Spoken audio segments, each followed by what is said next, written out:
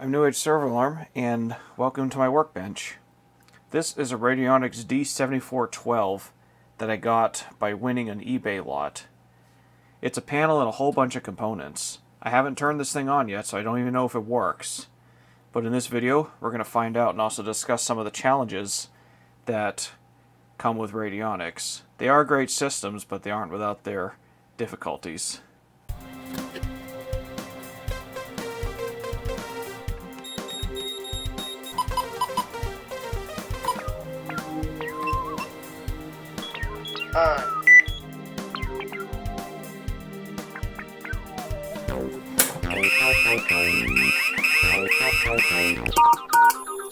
You have pressed the panic.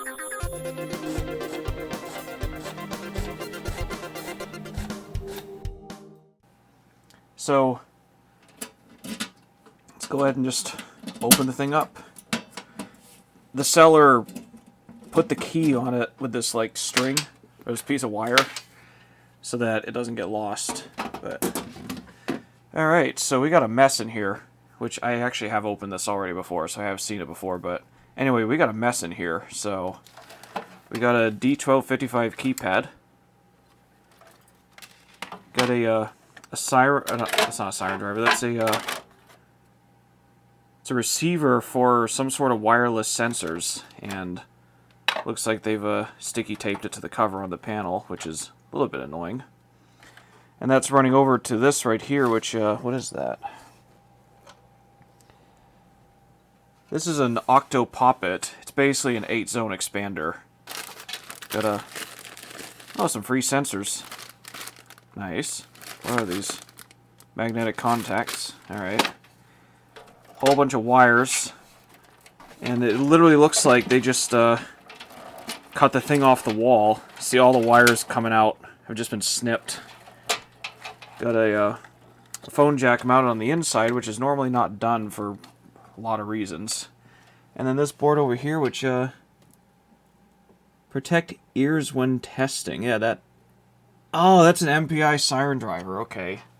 Alright, so... Well, the first thing to do to this system is to take this whole thing apart, because all I need is the panel right now. So, yeah.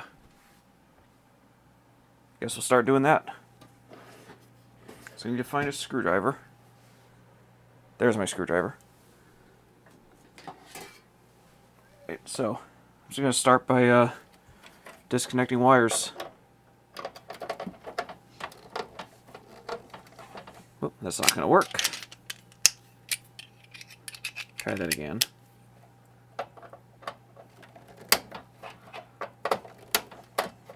So, like I said, I have not powered this system on yet, so I'm not even sure if it's going to do anything. I don't even know if it works. But we're going to find out together. Looks like they put resistors in the panel, which... not the best thing to do. But you can sometimes get away with it on burglar systems. It's just not recommended.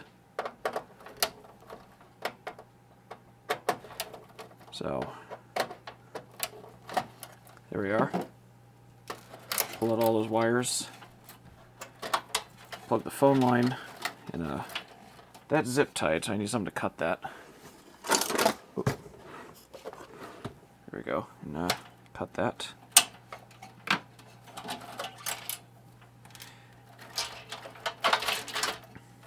So far, I got the side terminals. So it looks like they this was the transformer cable here. Then we have the battery, which, okay, that's auxiliary power. We have the battery, which I'm going to leave these two connected so I can actually plug a battery into it. And take the rest off. There we go. Pull those out, just like that. Alright, so that's just connected to the Octo Poppet. So this thing got damaged somehow. It's kind of broken. I don't know what kind of like devices that this was designed to use, but oh yeah, that's brittle. That just came right off. But I'm not sure what kind of devices this was designed to use. I guess linear. because it said linear on it, so I don't know what those devices would look like, though. Alright, the rest of this is the SDI bus, which is used for keypads and modules. Then we have a Zone X, which is used for the zone expanders, which they later combined that all into one bus. So, alright, well, we got the panel free now, so I'll just loosen the screw at the bottom here and pull the thing out and see what happens. Alright. So, there's the actual panel. It's pretty chunky. Radionics panels are pretty chunky. Set that off the side for now. And, alright, well, I guess I'll just disassemble the rest of this thing. Although, that's not too important right now. I just want to see if the panel works. I'll just disassemble the rest of it another time. Oh well. Alright. Oh, I'll get this thing off the table. And onto the floor. There. Alright, so here's the panel. And now I just need to hook up a transformer to it. So, a couple things are could potentially happen when I hook a transformer up. It's either going to do absolutely nothing and or blow up in my face, or it's going to turn on and work, or not work. The reason why I say not work is because one thing we're going to have to find out is if this panel has a dead battery.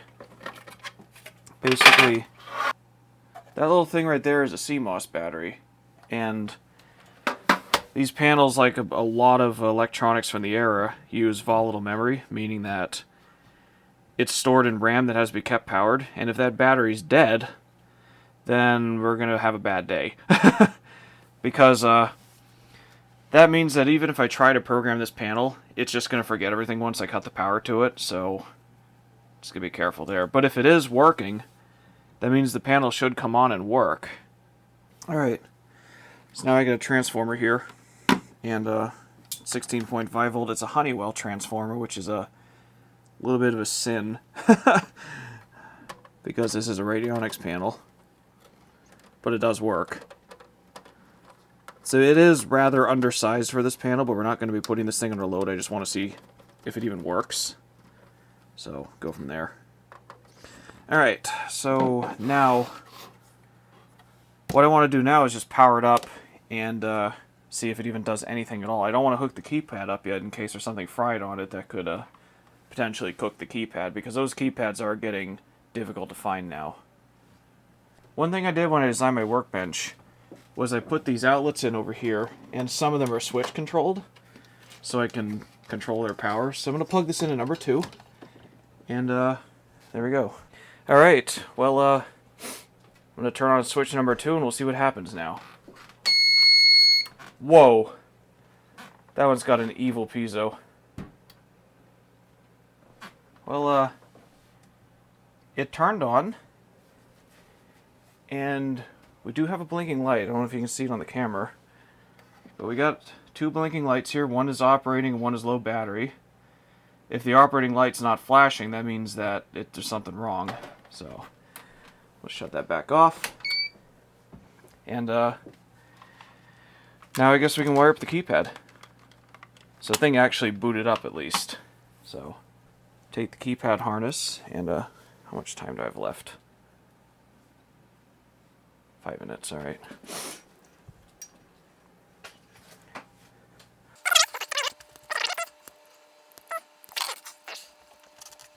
Been a little bit since I hooked one of these up. I gotta remember which one is A and which one is B, because they didn't label them as like black and white. Or sorry, not black and white, I mean yellow and green. So I guess you could say it's not black and white. And that's common. And that's power.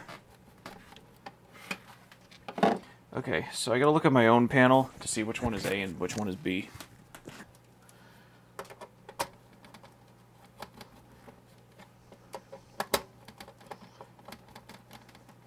and there we go. Alright. Hook this keypad up. This is the keypad that was used with it, so it should work without having to change any dip switches in it. But, alright, well, let's find out what happens.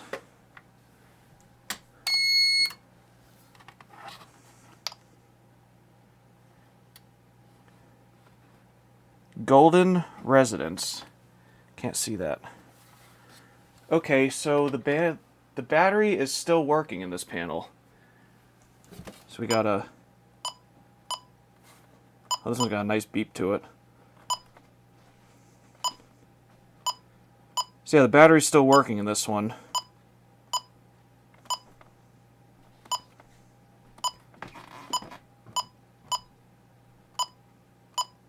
Alarms and troubles on it. But, well, Command 47 works. But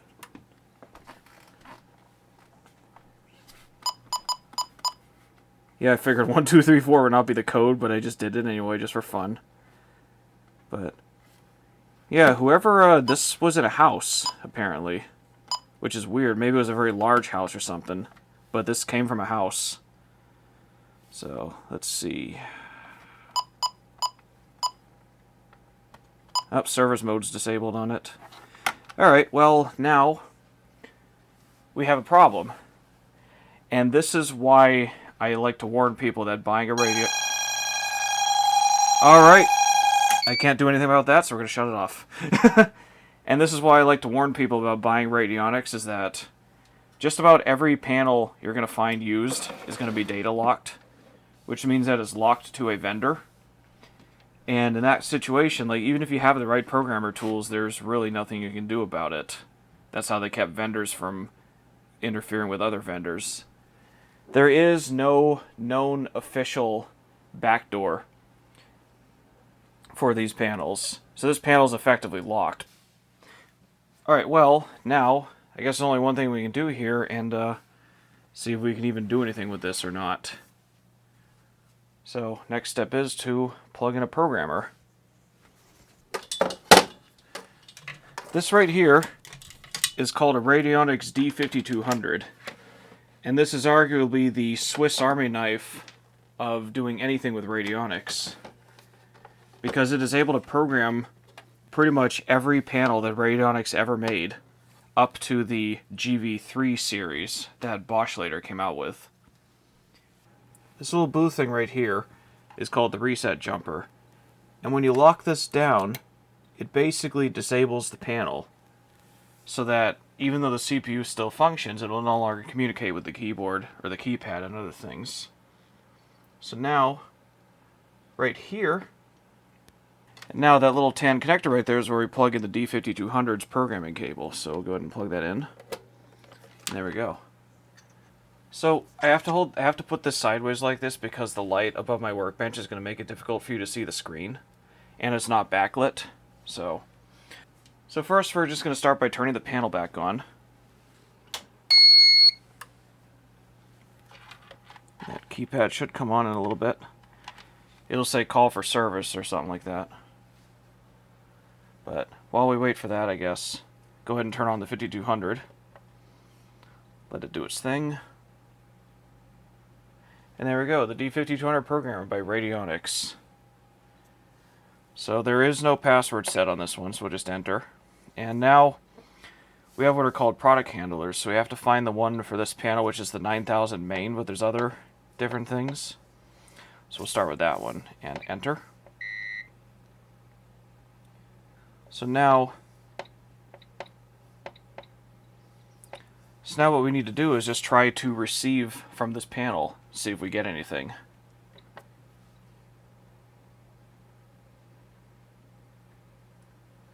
Whoa, it's actually working. Well then, that is rather fortunate. Receive successful. That almost never happens with getting a used panel off eBay like that. They are just about always data locked, so that would have failed right there. I will be honest, actually. There is an undocumented, unofficial backdoor for these panels. it is information I don't want to share, but I did do it off camera. Anyway, though, let's have a look at the programming. So, let's see. Area wide, let's go look at that first. Area parameter. Account number 1010. Alright, exit. Let's see, exit.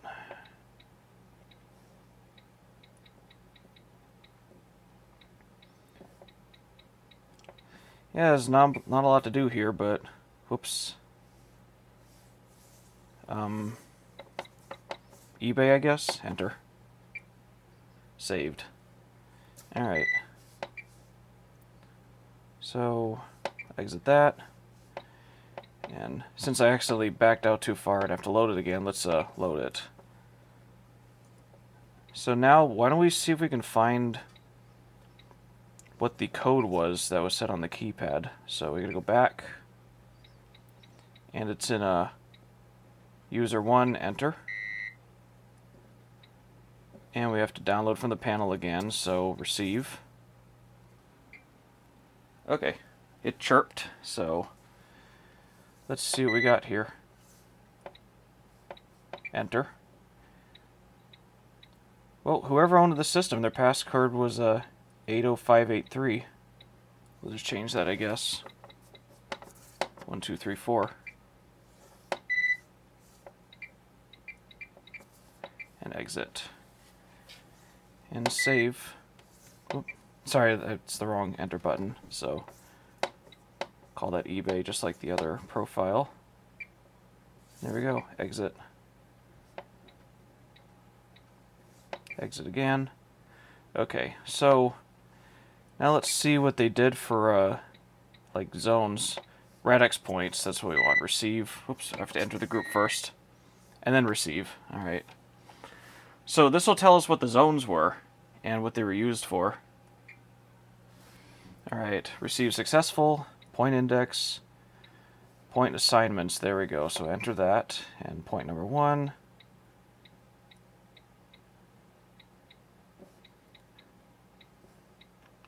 Says fire.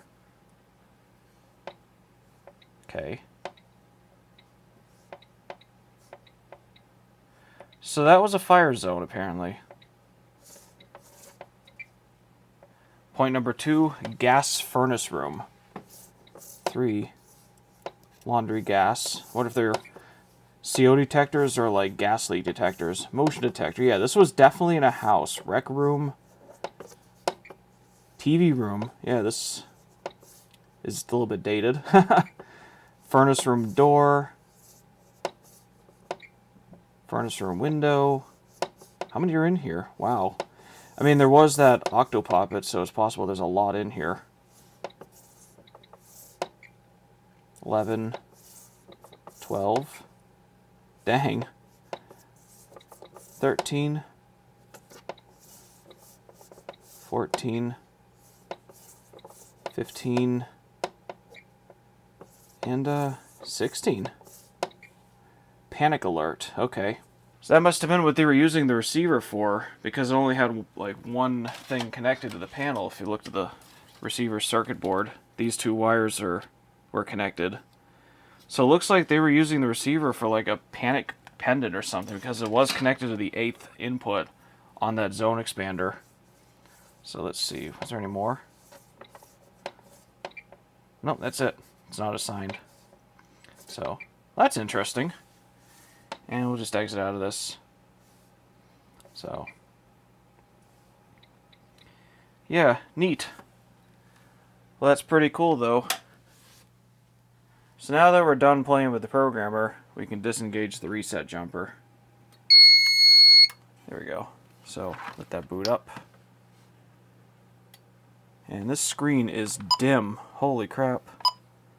So, brighten the display. I guess that's already as bright as it gets.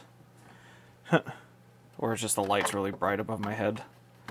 But, well. Whoop, there we go. Wait, what? No authority? I just... Oh, crap! I know what I did. I forgot to send the new passcode to the panel with the programmer. So this is going to get a little fun. Alright, let's exit out of that. And, user. And, stop! Let's find that one from earlier. There it is. This has a lot of accounts from whoever previously owned this thing. So, okay, and send. So send that along. And then that should allow us to stop it from going off. Stop, I said.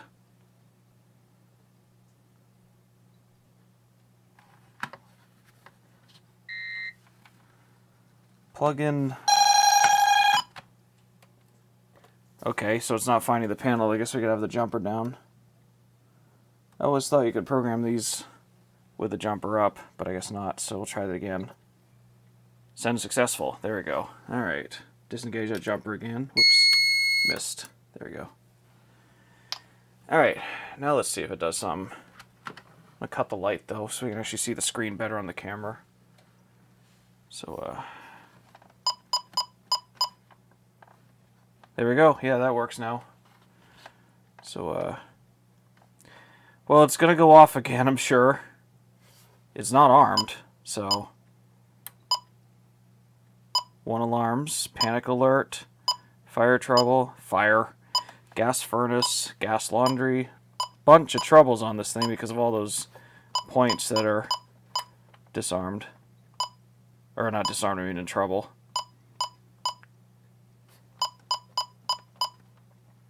So, 16 faults. Everything's faulted. But...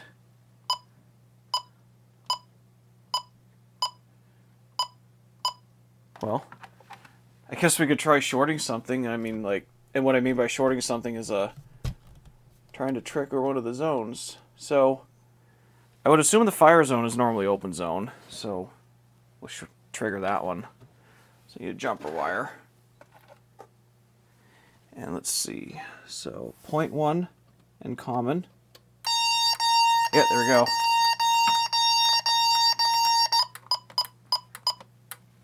Silence that. And you could hear one of the relays clicking as well. So, reset. Fire trouble. Service battery missing. But seems like this panel's working at least. And I'm glad it has a good battery because replacing those batteries is a pain in the ass. But yeah, that's basically a little fun little side thing here about Radionics panels. But anyway, though, thanks for watching.